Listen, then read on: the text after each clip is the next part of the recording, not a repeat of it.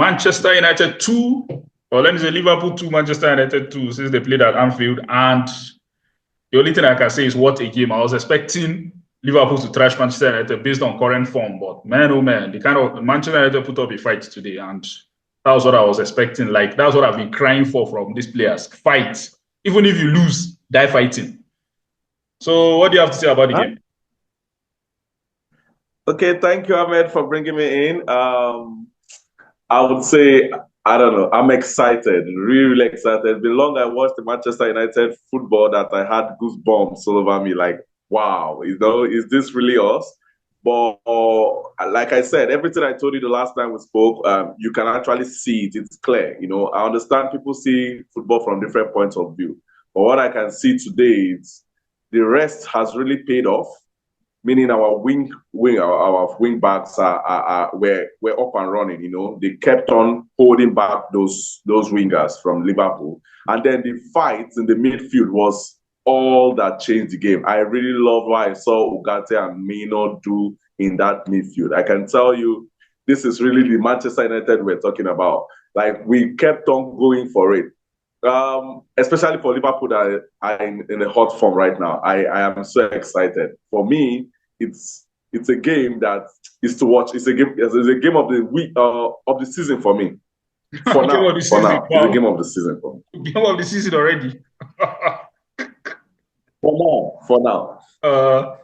What about I think this guy, Michael Oliver?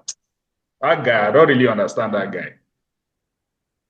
That delete penalty, was it?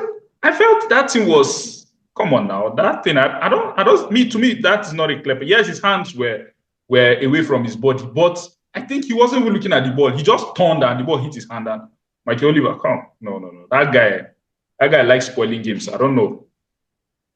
I had a call. Look at that slight tackle. Yes, I can say that Maguire reacted poorly, but look at that slight tackle that Maguire did, and he got the ball. Will I say, he got some parts of the ball, but he gave Liverpool the foul. Come on, Michael Oliver, that guy. After the penalty, I was feeling very bad at how the referee started officiating the game. The game is a game of two clubs, two big clubs, and what the fans are here to see. Sorry for interrupting. They've forgotten that Liverpool and Manchester United is beyond football. People forget that. That's what I'm saying. So that's exactly the point. So when I saw him make some kind of calls after the penalty, which he gave, I was like, are you really kidding me? This is a game of two giants. So we are really here for the tackles, the battles, everything to be won and lost. This is where football actually comes in play. So I'm surprised he was giving those kind of fouls. Like, we're coming in hard, they were coming in hard. This is football. Allow us flow. It was not as if we're having contact that was really that poor. So when he gave the penalty and started giving fouls like that of Maguire, I was like, wow, no, this is really bad. I felt that. Also for the penalty, to me, it also wasn't a penalty. Looking at the fact that he was not even looking, like he was not expecting the ball. Mazraoui missed nodding the ball. Was it Mazraoui? Yeah. So he was actually looking at where the ball was going to, and then it came off his hand. So what I'm saying is his eye contact was not going to the ball, meaning it wasn't intentional. So I was saying, why would you give the penalty at this point? So to me, it's a poor decision, but it is what it is. I was really happy. The inconsistency in Premier League, they will tell you that the referee on the pitch has the final say.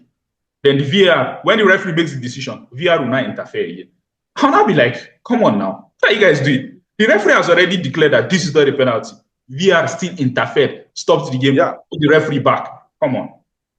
Oh, and let's talk about Martinez's goal. So that goal was more or less, Højlund needs to learn from Martinez. Go and learn how to strike like that.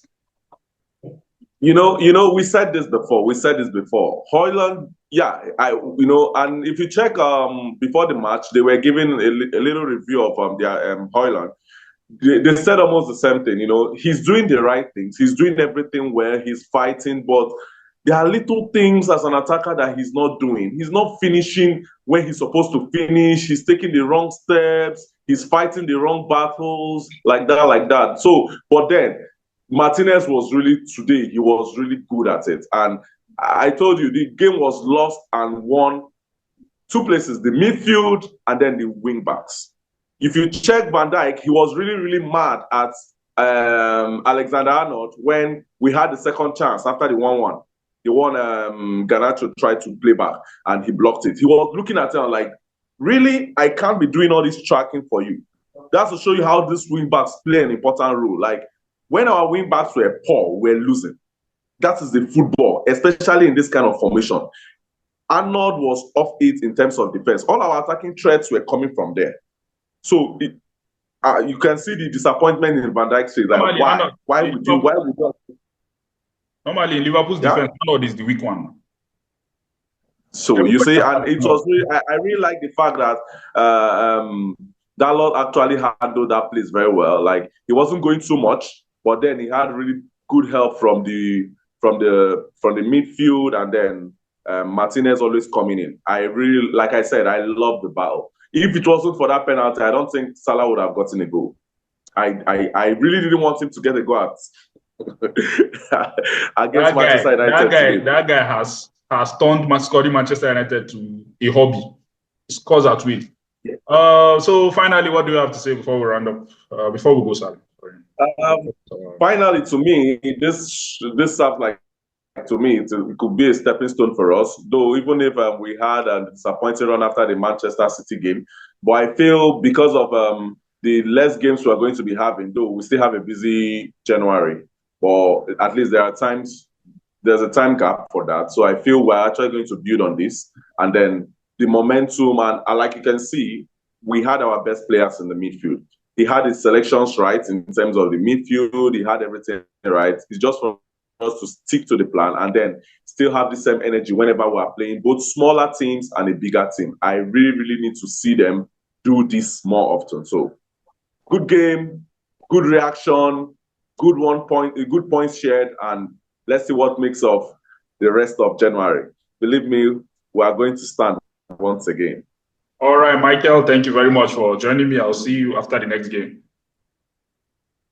Thank you so much. Good.